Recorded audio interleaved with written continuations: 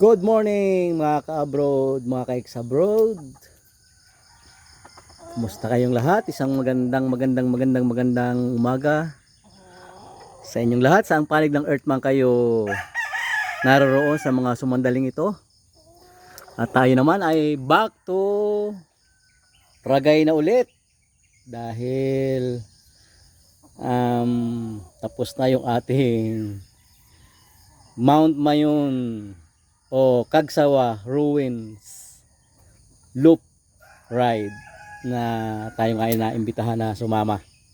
So ngayon ay may good news tayo dahil may papisa na naman tayo nung ating malalaking lahing manok na pinalimliman natin dito sa ating native.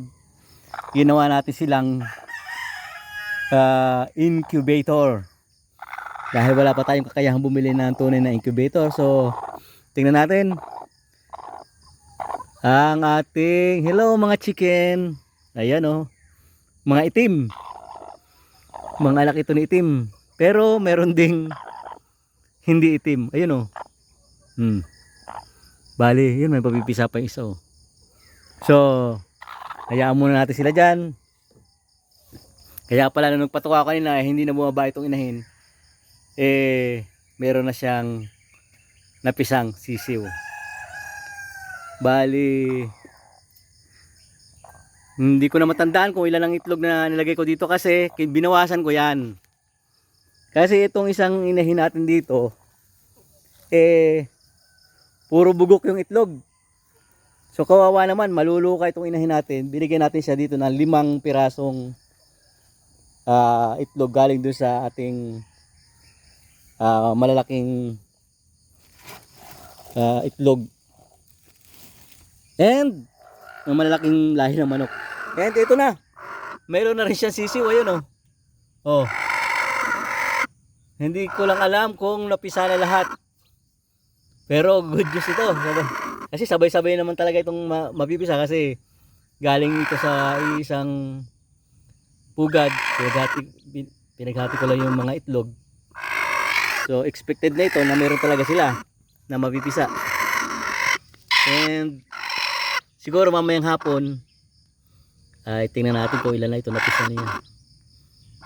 Sana mapisahan lahat yung 5 nilagay ko dito para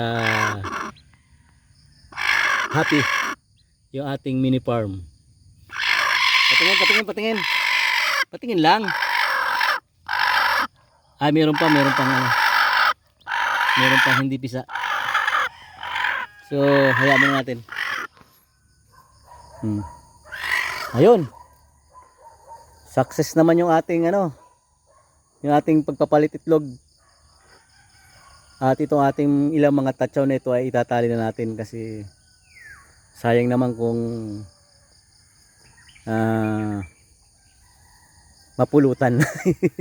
Wala naman siguro, wala naman tayong mga kapitbahay na gagawa niya kasi puro mababait po ang ating mga karatig bahay dito. At nagtitiwala naman tayo, we trust na